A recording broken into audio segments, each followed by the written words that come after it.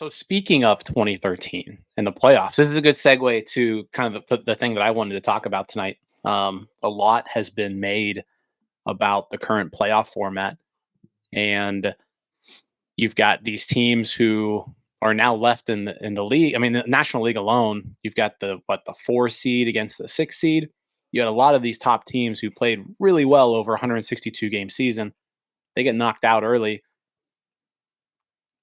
Lots been made about this. Like, is it a reward to have those days off because maybe it messed up people's timing, whatnot? But what are just your thoughts on that? How do you compare like the current format to what it was like back in 2013 when you had just like one day to get up for something, and then you kind of rolled into the the quote unquote regular playoffs? Just how big of an effect does that have on players?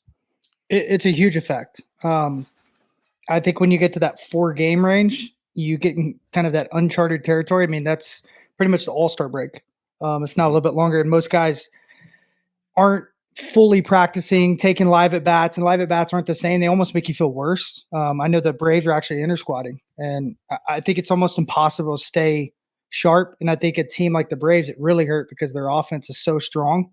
And then all of a sudden they have to go out and face a team that is running, right? And they've just been kind of on an escalator going down, just chilling, listening to elevator music. And now they're all of a sudden playing for their lives.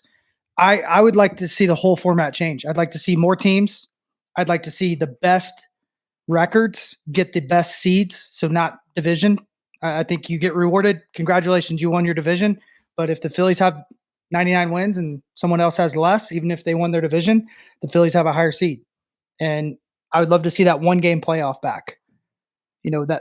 That fight, and try to run through it as fast as you can, play every night.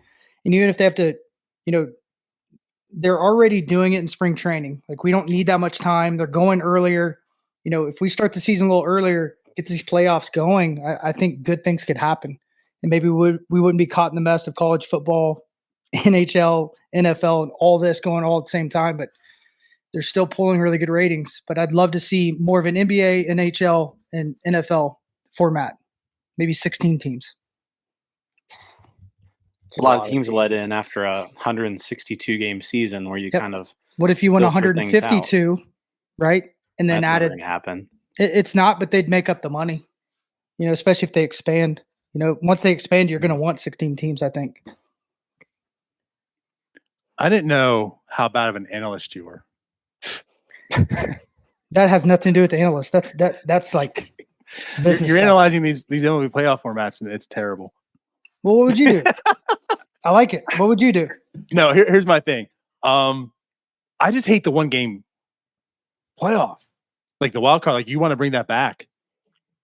Because I think about that wild card game, and I know I know you guys lost 2 years right afterwards. But see, that's the thing, is he has to throw you guys for the last 2. The one fun one, yeah, he was Colorado Rockies. Yeah, when I was there, we won. When I wasn't, you didn't. Sorry. But I think the fact is like there's so much emotion to that, and you see it kind of boil down to those last couple of games. I mean, we almost had a 3-team play-in this year to find out seeding. The Miami Marlins almost had to fly back to New York to play. And that's the thing. That's baseball. You play 162 games, and then it boils down to the last 2. It's wild. And I always think about the Colorado Rockies when Matt Holliday slid in and they won 21 straight.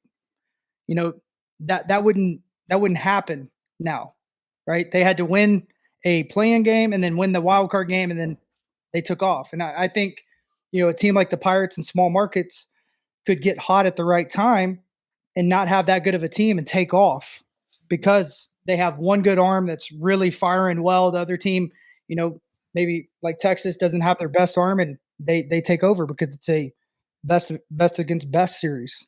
And I think that would be really cool and give more teams opportunities. And we've seen that, when we're looking at the seedings, who's winning?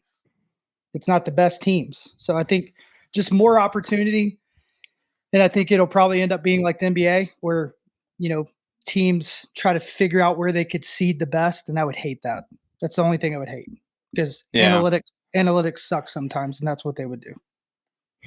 I'm not really sure as far as I'm with you. I don't know about the delay. Like if you're winning like I mean you're winning 105 games and you got to sit for 4 days while the team that you play is on a roll, right? Like I feel like that's maybe not the best way to go about it.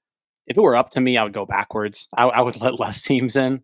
I would make it, I would make the regular season more important. And you have to be good in the regular season to make the postseason. I think I actually think it was a pretty good format before, where you had those two wild card teams, and they played each other in a 1 game playoff. Or maybe there's a way to do it where I don't know if like the Players Association would go for this, but maybe you play a double header or something, and if you need to play a third game, you play that the next day. Like yeah, and I see what you're saying, but yeah, they would never. MLBPA would just balk at it the whole time. Yeah, so like that would be interesting and that would be fun, and I think that would solve the whole layoff issue. Like you're only then sitting a day or two as opposed to 4 days. I don't know about expanding. Like I said, I was against expanding this time around just because I felt like it was going to de-incentivize teams to like really go for it. We've even seen that. Like we've got GM straight up saying that their goal isn't really to win divisions; it's to win 80 or 54% of their games or whatever. So you've got teams now shooting to be basically just good enough. They could incentivize winning the division in a different way, I think. Like maybe that's how you move up in the draft order. Give them incentives to win that so it's competitive, because I think it should be separate. College is separate. I think the minor leagues are separate, and they took away the DH. So we have one giant league. We're playing every team, and it's not fair. It is literally not fair that the NL East and the AL East next year are probably going to be juggernauts, right? They're going to be absolutely phenomenal. And you're going to have probably four teams on both sides winning 90 games. And those teams aren't going to make the playoffs. Hopefully we make the playoffs at 83 games, but we shouldn't get a higher seed. We shouldn't, because we didn't have a better season. Even if we won our division like the Twins did, we did not have a better season. And that's one thing I would love to see, because that incentivizes you, because, but then like you guys said, the more teams you add in, they'll try to play matchups, like, oh, if we lose here, whatever. So they're going to have to figure out ways to balance it. I would love to see the,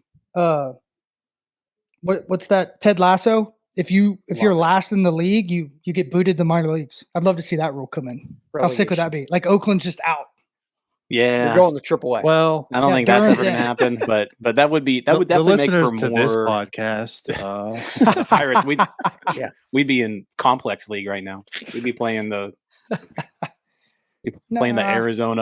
Arizona Complex League Diamondbacks. Thank you for watching. I know we try to provide the most entertaining content that we can, and we'd love to spread it to as many people as possible. So I know it doesn't seem like a lot, but if you could take the 5 seconds to like this video and subscribe to the page, it helps out so much more than you know.